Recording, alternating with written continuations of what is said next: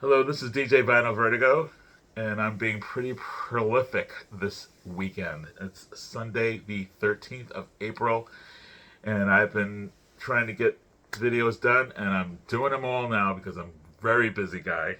I hope you had a great record store day. I know I did. I have a video coming out that's all about my experiences in my haul. But this video is just a short one. The one I always like to show people what I've been listening to recently when I have time to listen to music, and I haven't done one of these in a while.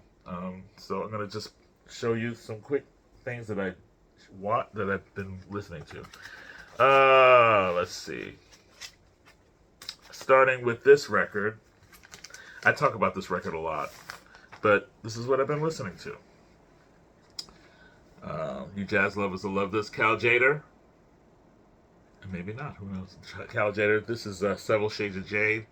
This has a very special meaning for me. When I was a very young lad, my father would always play jazz. That was his thing. He loved jazz, and he would play jazz, and he would play records. And this was my favorite of the records that he would play because I loved how it looked. Because little kids are tactical, and I saw these little things look like toys and stuff, and I was like, oh, I like that. That's a pretty cover. And I listened to the music, and I fell in love with this music, and it made me think of Asia and what my fantasies of Asia would be, because it's Asian inspired mostly. It has a little bit of a Latin twist to it too, but it's mostly Asian. They say the Orient, whatever, but that was the 60s, I guess. But this is Cal Jader at his best. I think this is one of his better records. It's really a wonderful record. And my favorite song on this is pieces called Borneo. I love everything on this, but Borneo was the one that really stood out to me. But this record is very special to me as a person because I think this record really instilled in me a curiosity about the Far East. And I always said to myself, as a young man growing up, I kept listening to this record. I got my own copy, even on CD, everything. And I love this. And I always said if I ever was able to afford to go anywhere, it would be like to China or Japan or somewhere, especially Japan. I was and then in 1988, I got a chance to audition to be a backup singer for a guy named Go Hiromi-san, or Hiromi Go, who was the only thing I can describe him as is he was such a popular artist in that time. He was like a Japanese version of Michael Jackson. He was that big in Japan, and um, and beyond anything I have ever experienced as a performer, I've never experienced anything like that before or since, I believe. Was able to be a backup singer for this guy and toured all over Japan in 1988, and it was a 2-month tour, 2.5-month tour, and it was exciting. But I got my dream. I got to go to Japan. I got to go to Japan and work there, and I fell in love with the place. I fell in love with the culture and the language and the food and the arts and the atmosphere, everything. It's just everything. But anyway, this record still means so much to me because it reminds me of my dad. He was gracious enough to always play this for me whenever I asked him to play it. You know how children want you to play something over and over again? Well, he would play this for me because he felt that if I do that, my child will love jazz. And he was right because he would play other things and I fell in love with those other things. But that was my go-to. Anyway, next up, Steve Winwood, one of my favorite singers, one of my favorite rock singers other than Freddie Mercury. I love Steve Winwood. He's he's a very soulful singer. He's still around, he's still doing music. And this is a self-titled record that I didn't know that much, but I really love it. I really dig it. It does have a lot of the sound of Traffic to me a bit, but it's a little bit more his own kind of thing. It's not specifically Traffic sounding, but it has some Traffic elements to it. Really like this record, and he self-produced with Chris Blackwell, and it's from I don't know what year this is from. It's definitely from the I think it's from the late '70s, early '80s. I love the cover too. I love the illustration on Island Records. Now, this one you might go like, what? But believe it or not, this album, I hate the cover. I hate the cover. But the artist was an artist to be revered as a jazz artist. And again, there's a lot of people out there that don't like jazz vocalists.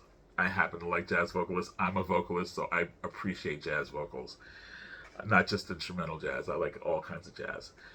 Al Jarreau. Now this cover sucks as far as I'm concerned, but it's called "Breaking Away," and this was a big record for him. This has "Teach Me Tonight" on it. Has "Roof Garden," which was a big hit for him. "Blue Rondo La Turque." "We're in This Love Together" was huge, and it's kind of like the obvious kind of hit for Al Jarreau. When you think Al Jarreau, you'll think, "We're in this love together." Yeah, "Breaking Away," "Our Love." Yeah, this has got some really good. But "The Roof Garden" was wonderful. That's a really great record, really great song. And who's on that one with him? Roof Garden has the singers on Roof Garden. Let's see, where is it? Yeah, Bill Chaplin from Sons of Chaplin. Yeah. Steve George and Richard Page sing backup for him. But great artists on this record: Steve Gadd, George Duke, just to name a few. Jerry Hay, Chuck Findlay. I mean, it's just these guys are serious hard hitters, and I just love this record. I just love it so much. I just wish the cover was different, but what are you gonna do? It's done. Produced by Jay Graydon, who produced a lot of Al Jarreau's works. So that's another thing that I've been listening to. I pulled it out of my collection and says, "Oh, let me check it out." And I was like, "Oh yeah, I love this. I remember when I was a teenager or a kid listening to this." This is a record by Betty LaVette, soul singer Betty LaVette. She sings soul and blues and pop. She's got that kind of voice that sounds like she's in excruciating pain, and it works so well. I just love it. If you like that raw sound, that raw, earnest, hardcore soul, like get down '70s kind of thing, and this is not a '70s record. This is from 2020. Anything that this woman she just gives you the chills. I mean, her voice, she's got that gravelly kind of guttural voice, but she just works it. And she's not a young woman, but I tell you, you should see, she takes care of herself. She looks good. If she's on stage, she looks good, let me tell you. And she's produced several albums of hers are produced by Steve Jordan. He's a childhood friend of mine. He's the son of my father's best friend. And Steve Jordan, who's the drummer for the Rolling Stones now, who did a lot of production for John Mayer, for Keith Richards, and for Al Green and many other, Solomon Burke, I think, as well. Yeah, he's worked with so many people. He's worked with tons of people. Steve Jordan produced this, and it's fantastic. Fantastic. The first song, "I Hold No Grudge," and ends with "Blackbird." I mean, this is a record you put on and you're just like, damn. You feel the pain. You feel the pain through the speakers. This record confused me a little bit, but I really dig them. Because they call themselves the Blues Project. When it starts out, it doesn't sound like the blues, but as it gets into it, it gets more and more bluesy. It's on Verve, and it's a classic. The Blues Project Productions. Love this cover. 60s. I just love how they look. Yeah, really cool stuff. I love this early stuff. These kind of soulful rockers,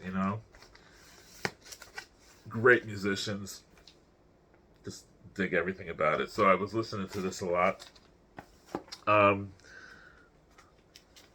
Let's see. Oh, this one you're gonna also cross your eyes a little bit.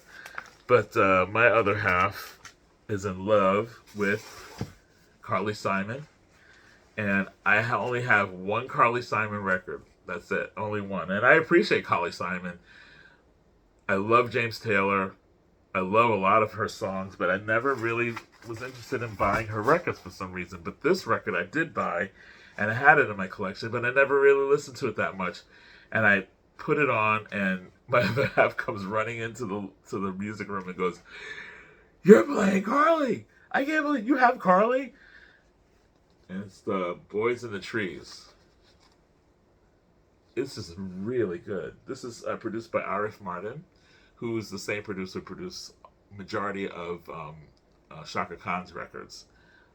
So I definitely would appreciate his production because, As You Belong to Me, Boys in the Trees is great. Devoted to You, Debate, Fly in the Face, Tranquilo, Melt My Heart, One Man Woman. You're the One. There's some really good songs on here. And I think this is Carly at her finest in the modern days. I mean, her early records to me are outstanding, but in the '80s, a lot of people got very '80-ish in the '80s, and it kind of gets dated. And some of this musically might be a little bit dated, but the songs are really, really good. And it's a great cover. It's great photography. But I mean, for one of her more later records, this is a really, really good one. And I'm glad I have it. I'm glad I picked it up. I'm glad I found it. I'm glad I picked it up. And Steve's glad too. Because now he could sneak and listen to it. All right. And then, finally, one of my favorite jazz singers that I learned about later on in life when I was a young man. I didn't know anything about it when I was really young, but when I got older, I fell in love with this woman, Abbey Lincoln. Abbey Lincoln, singer, actress, activist, just amazing. This record is called People and Me, and she co-wrote majority of the songs on here. She was featured in the that Record Store Day record, I Insist. We Insist. It was not Grady Tate. It was again in the I can't think of it right now, but in the comment section, if you can remember, We Insist. She's featured on that record, and she's got a great record that she does with Stan Getz called "You Got to Pay the Band." That's a classic. I think she was nominated for a Grammy for that one. Amazing record. But this has a song on here that does this have the song? No, this does not have the song. That's another record. Okay, never mind. I'm not even gonna go there. But this is really good. And who's on here is Dave Liebman on soprano, tenor sax, and flute. Hiromasu Suzuki on piano. Kinomitsu Inaba plays the bass. I believe this was recorded in Tokyo. Yeah, and Al Foster on drums, James Mtume from Mtume and also from Miles Davis's crew plays conga on several of the tracks. And this is from 1978, and very Afrocentric. The fact that he is with Miles Davis right there. Yeah, Max Roach, We Insist, Record Store Day. Just remember that. And she sings on that one. Yeah. This woman, her phrasing is just so amazing. Very laid back. Almost reminds me of a stronger voiced Billie Holiday. That kind of intonation, that kind of phrasing. But her voice was a little bit stronger than Billie Holiday's. But yeah, very similar in attack, really dig this woman. Gorgeous woman too, Abbey Lincoln. Yeah. And that's it. That's what I've been listening to in the past week or so. And I plan on listening to a lot more because I got all these Record Store Day records to listen to now. I can put these away. I can start listening to my record store records and also start listening to other things that I haven't listened to in a while to make sure that I want to keep them in my collection because my collection is getting kind of big. So I've got to kind of streamline it. So there's some things I'm going to have to be really tough with myself. And it's important for us to reassess our collections because our collections can overwhelm us. And we don't want that. We want to enjoy our music. We don't want to be overwhelmed by our music. We want to enjoy it, correct? Yeah. So anyway, with that, I'm going to say take care, sayonara, and keep listening to great music.